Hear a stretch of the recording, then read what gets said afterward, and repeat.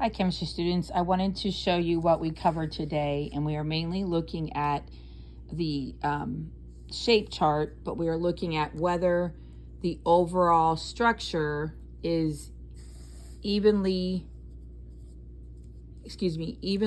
symmetrical and even pull of electrons. We're going to call that nonpolar, or if the structure of the compound is unsymmetrical or an uneven pull of electrons. So this overall polar or nonpolar I'm trying to explain, and I wanted to show you that these represent whatever shape it is will be, if it's overall nonpolar for NP, if it's polar for being P. So P is polar. That means it's unsymmetrical, uneven pull of electrons for the atom. Because see, what's happening is the actual structures look like in a model like this. This is ammonia here. We have these different colors that I went over today, and I love to have you guys build these. But we have black and yellow. That is carbon, hydrogen, and then this is chlorine from the other side. We also could have them all having hydrogen. This is with the one on this side. Sorry about my hand in the way. But we're looking at these structures, and you can see what it looks like in 3 dimensions compared to the drawing here. So that's tetrahedral. This is what it would look like in a model shape, okay? So we're trying to make them today, and you guys will have time, you know, probably more so on anywhere from Monday to Wednesday to try to build them, okay? But the overall shape of it, if it is going to be tetrahedral, which is what this is, then this guy is going to be nonpolar. If it's trigonal, pyramidal, or bent, these two, because of the lone pairs, it makes it not symmetrical, and that makes it polar overall. And then these two, based on them being linear and trigonal planar, they're going to be considered nonpolar and being an even pull. So this part we were talking about and how to label it. And what this part is, what you're using this column for, is for the last column on your paper, the polarity of the molecule. You're going to use the last column of the shape chart for that, okay? Now, we also looked at this bottom section with electronegativity, and electronegativity is, let me put this, I have it on what I typed up on the screen, and I'll get it in clear, not blurry. It says electronegativity is a number it's the number representing its desire to 1 electrons when bonding. And we talked about this earlier in January, but some of them have anywhere from like 0.7. These guys don't really want electrons, but as you come over here to the nonmetals, these top 3 do. And so these guys want the electrons, okay?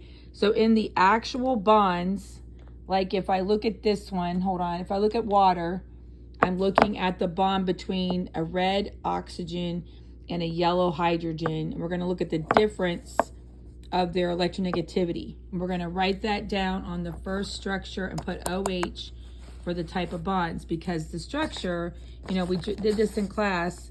It has the O in the middle with 2 lone pairs, and it has this bond going on with this hydrogen and this bond going on with this hydrogen, okay? And so we're looking at the actual bond here, okay?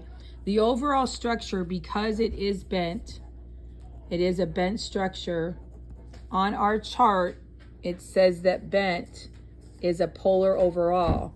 But when you look at the overall, excuse me with me moving around here so close to the paper here, but when you look at the actual bond between the O and the H, we're going to look at the values of their electronegativity numbers. We're going to subtract the electronegativity numbers. These are the numbers designated to show how much an atom wants to take on electrons, okay? So we're going to use this chart on the bottom, okay? So we covered the top to tell you about overall polarity of the molecule, and then the bottom is going to help decide if we have a non-polar covalent bond or a polar covalent bond. And it all has to do with subtracting the electronegativity numbers. We're going to subtract the electronegativity numbers. I'm going to say En for electronegativity. Okay, and when that difference is small between 0 and 0.4, then it's going to be a nonpolar covalent, and that means there's an even sharing of electrons. Both of them are sharing pretty evenly. But when you get higher difference, then the higher electronegativity element actually wants to take on the electrons and takes a slight negative charge, and that's going to make it uneven. Okay, so you're looking at these numbers, the 2 or the 2.5 for carbon, the 3 for nitrogen, the 1.8 for silicon, and so forth, all these numbers. And don't also include hydrogen. Hydrogen's over here. We're going to actually take hydrogen for this one. Hydrogen is 2.1 and oxygen is 3.5, and we're going to subtract them. So we're going to take 3.5 minus 2.1, and that's going to equal approximately 1.4, which is really high. So that's definitely a polar bond. And because it's a bent shaped with these polar bonds, the overall molecule is going to be polar. Okay, and that's because we see bent up here being polar. Okay, so we were talking about this column was subtracting out their electronegativity numbers from the electronegativity numbers here. Okay, so just so if you want to write these down on your paper, we have these bonds of OH in water. We have NH3 with NH bonds. We have CH4. That's what it looks like on paper. This is what it looks like on the model. Okay, and so all these CH bonds are, you take the C and the H. So the C is 2.1. No, sorry, the H is 2.1 and the C is 2.5. If we subtract those two, you're going to get 0.4. So when you write that down on your paper, you're going to write 2.5 minus 2.1, and that equals 0.4. And when it's 0.4, that's the lowest, like the highest number away from 0, and 0.4 is going to be nonpolar covalent. That's an even sharing. So all the CH bonds, which is in a lot of our covalent compounds, all of these compounds, these are CH compounds, all of these are going to have nonpolar bonds. Okay, and then we're going to use their shapes to determine what they're polar and nonpolar. Okay, I just wanted to be able to explain how we filled out this table and this table. Try to work that out. Let me know your questions when you get back, but I want to also share, and also don't want to make this video too long, but I'm going to flip the page around, and we also went over these shapes so you would know them, especially this one, that there is some exceptions about being polar molecules overall, because there is some oxygens and chlorines in them, and that makes it polar overall, even though the shape says in general they tend to be nonpolar. Okay, so I'm just going to write these down here for you. We went over these. I did do this on the notes. Okay, and because of the carbon and the O, it's just two elements, it's going to be linear. Okay, the only thing is that the C and the O bond is a polar bond. So between C and O, the numbers are 2.5 and 3.5, as you can see from this table here. 2.5 and 3.5, these two here. Okay, and so the difference in their electronegativity numbers, now this is on the back page, the back side, the difference in electronegativity numbers between 3.5 and 2.5, you just subtract them, the big from and then the small, is going to be a difference of electronegativity equaling 1, and that definitely makes it polar. Okay, what that means, and I explained this in class, I wanted to make sure you could see it, is that the oxygen is higher. It's 3.5, and you want to pull the electrons towards oxygen, and that makes it partially negative or slightly negative.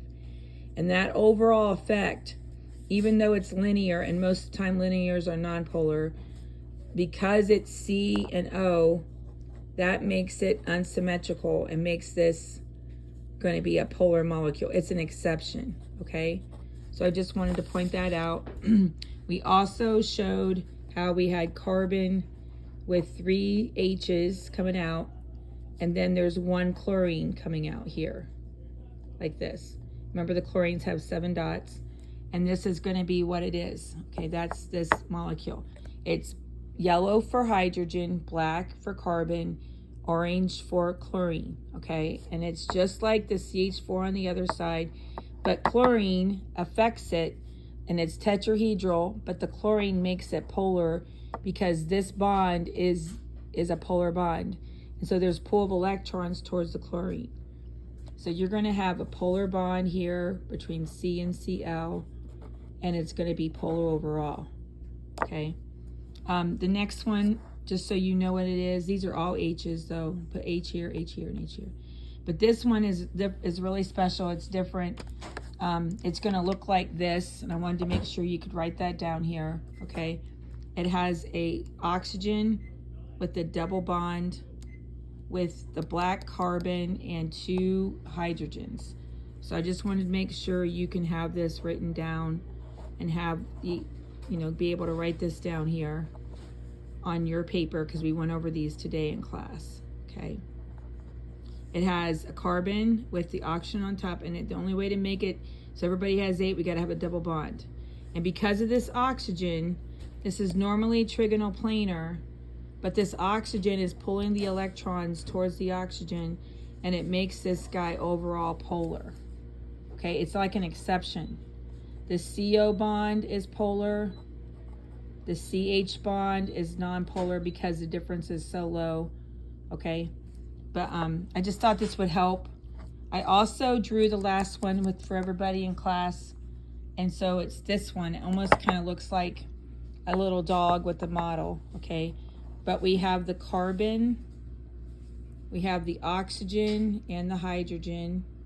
Okay, and then these CH bonds are nonpolar. Anything carbon and H are nonpolar, but the C and the OH bond is like putting water with the methane, a CH4, and that makes it different, makes it polar. And there's actually 2 shapes here. There's a shape here and a shape here. So there's 2 shapes in this answer here, just to let you know. Okay, and then you're looking at these 3 types of bonds. Do the math on this, on the electronegativity, but the overall effect of it having the OH group is going to make this overall polar. Okay, so just wanted to point that out. I went over these 4. These final 4 are polar. We're really going to be emphasizing how to draw the structures, how to identify the shape, and if you can identify if the bond is polar or not. The overall polarity is kind of tricky at times, but I don't know if I'm going to emphasize that as much on the test next week. Okay, so I thought I'd just touch base. I hope you can watch this and get some information of what I covered today in class. But I did cover these, and then I also I covered to make sure you fill in so you can tell me if these have polar bonds or nonpolar bonds, and if the molecule's polar or nonpolar. Just let me know if you have any questions. I can go over anything either Friday or Monday. Okay, we'll see you later.